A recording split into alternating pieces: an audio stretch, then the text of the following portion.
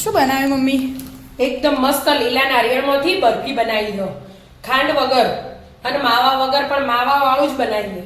એવું હા, મસ્ત દેખાવમાં તો બતાવજે પીસ. સ્વાદે એટલો મસ્ત. જો ઓ મસ્ત બની. એકદમ પૂછી પૂછી મોઢામાં મૂકો નોગળી જાય. કેવી રીતે બનાવી? હેડ શીખવાડું તને. હેડ થઈ ગયું બધું કટિંગ? આવા નાના નાના ટુકડા કર્યા. મેં આ ને ભાગ કાઢ્યો નહીં. જેને કાઢવો હોય કાઢવાનો, પણ એમ કાઢીએ ને એટલે વેસ્ટેજ ખાસું બધું જતું રહે, એટલે મેં નહીં કાઢ્યું. ડાયરેક્ટ જ બનાવી દેવાનું, એટલે આપણે પીસી લઈશું. જેટલું બધું આવી જશે હાથે, જગ મોટો હોય આને પીસી લેવાનું છે.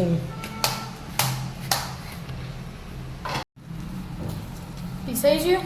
આવજો, મસ્ત એકદમ ઝીણું પીસી લેવાનું. 2 વાટકા ભરાઈ છે. 2 વાટકા ભરી દીધા મેં. બીજી પ્રોસેસ તૈયાર કરીએ પછી. ઘી મૂકવાનું? મેં 3 ચમચી ઘી લીધું હો. એમાં આપણે શેકી લઈશું. આ નારિયેળના 2 બાઉલ થયા, એના 2. મસ્ત તાજું તાજું નારિયેળ હોય ને એટલે સ્વાદ અલગ આવે. એ તો આને શેકી લેવાનું. અને આજે આપણે સાકર વગર, ખોડ વગર બનાવવાનું. સાકર યાદ આવી ગઈ. સાકરમાં બનાવવાનું, ખોડ વગર. એવું ખોડ ને યુઝ કરવાની, સાકર યુઝ કરવાની. એટલે આપણે સાકર દળી દઈએ. પછી 5 મિનિટ જેવું શેકી લો એટલે કલર ચેન્જ થઈ જશે ને? કલર ચેન્જ થઈ જાય અને સ્વાદ એ ઘીમાં શેકાય ને એટલે સ્વાદ એકદમ મસ્ત આવી જાય. બરાબર.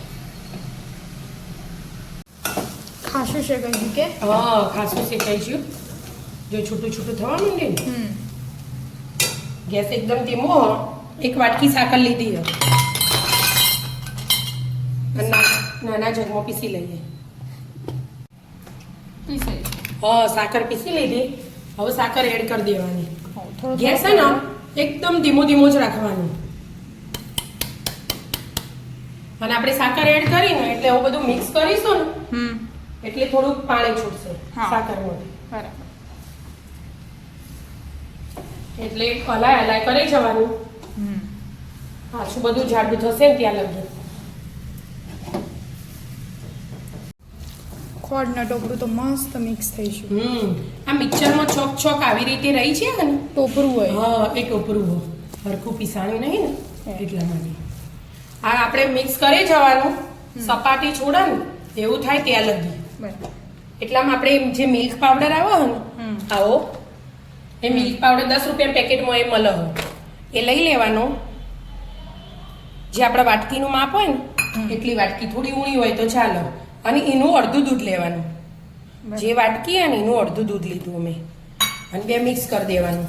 એટલે આપણે આ ટોપરા પાક બનાવીએ ને એમાં માવો ના લાયા હોય ને બહારથી, તો આ મિલ્ક પાવડરમાંથી એ દૂધને 2 મિક્સ કરીને માવો બનાવી શકીએ આપણે. એટલે મસ્ત માવેદાર બરફી તૈયાર થાય. કે લમ્સ ના રહે ને એટલું મિક્સ કરીને એને રહેવા દેવાનું. અને હાથે હાથે આ મિક્સ કરવાનું, નહીં તો તળિયે ચોટી જાય ને એનું બહુ ધ્યાન રાખવું પડે. આવું રહેવું જોઈએ.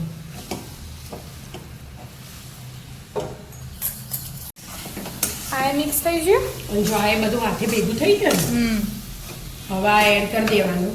એમાં બધું હાથે થઈ જાય, અલગ અલગ કરવું ના પડે. આમ તો આપણે અલગ માવો બનાવીએ ને તો એ ફટલાઈને બની જાય, દૂધ અને મિલ્ક પાવડર 2નું. પણ આ બધું હાથે જ ચડી જાય એટલે બધા વાસણ બગડે ને ફટાફટ મસ્ત બરફી તૈયાર થઈ જાય માવેદાર. મસ્ત થયું કે મમ્મી? જો ઢીલું હતું ને હવે કાઠું થવા માંડ્યું. આવી રીતે મિક્સ કરી જવાનું એટલે મસ્ત એકદમ ટેસ્ટી બરફી તૈયાર થશે. એમાં બધું ભેગું થઈ જશે, આપણે લાડવા વળો ને એવું. અને એકદમ ટેસ્ટ મસ્ત આવે. લીલું નારિયેળ ને એટલા માટે તાજું. અને માવાના અંદર દાણેદાર પડશે. મિલ્ક પાવડર થી માવો બનાવીએ ને એટલે અંદર દાણેદાર થશે. અને ટેસ્ટમાં મસ્ત લાગે. જો શ્રાવણ મહિનામાં ખાવું હોય ને, આપણે ઉપવાસ કર્યો હોય તો એ આ ખવાય, એમને અમે ખવાય. અને સાકર આવી ને એટલે નડે એના, એટલે ખોટ નહીં લેવાનું.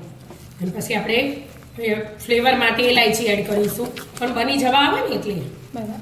અત્યારે તો મિક્સ કરતા મિક્સ કરતા રહેવાનું. ચપાટી છોડે ને ત્યાં લગી મિક્સ કરવાનું. મસ્ત કાઠું થયું કે હા બેટા, મિક્સ કરીએ ને એટલે આવું મસ્ત કાઠું થાય. હવે શાઇનિંગ માટે હે ને આપણે 2 ચમચી ઘી એડ કરીશું અને ફ્લેવર માટે એલાયચી પાવડર. હવે બધું મિક્સ કરી દેવાનું. હવે ચપાટી છોડવા માંડી હોય એટલે હવે જમાઈએ ને તો ચાલો. દાણેદાર બન્યું. મસ્ત મજાનો માવાદાર લીલી નારિયેળની બરફી તૈયાર. જો છોડો ને સપાટી મસ્ત ભેગું ભેગું રહે એમ. હા, અને હાથમાં લઈને ચેક કરવું હોય ને તો એ થાય. થોડું કામ લઈ લેવાનું અને ઠંડુ થવા દેવાનું. પછી આમ જોઈ જોવાનું કે કોરું થઈ જાય કે નહીં થતું. મેન કોરું થવા દેવું પડે એટલે એટલા. હવે આપણે જમાઈ લઈશું. બટર પેપર લગાવીને થાળી તૈયાર કરી હા, ડાયરેક્ટ ઘી લગાવી દઈએ ને તો એ ચાલે. અને બટર પેપરમાં સેટ કરી દઈશું.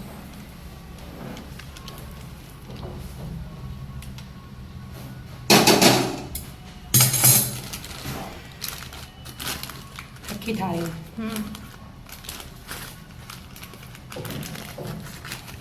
ઘડીક વાર ઠંડુ થવા દેવાનું. એટલે મસ્ત પીસ પડશે ઠંડુ થવા દઈશું ને એટલે. અને આપણે કાજુ બદામને જે એડ કરવું હોય એ કરવા, ના કરવું હોય તો કાંઈ નહીં. શણગાર માટે થોડું ઠંડુ થવા દો. મસ્ત સેટ થઈ ગયું કે આ શ્યામનંદ વિદ્યાને આપે એમના ટાઈમ થયો હતો ને સ્કૂલ જવાનું એટલા માટે. આવી રીતે પીસ પાડી દેવાના, નાના મોટા આપણે જેવા જોઈએ એવા.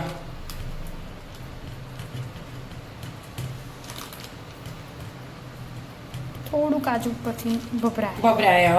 એને શણગારી પાર્લરમાં જવું ના પડે, ગેસ શણગાર દીધી.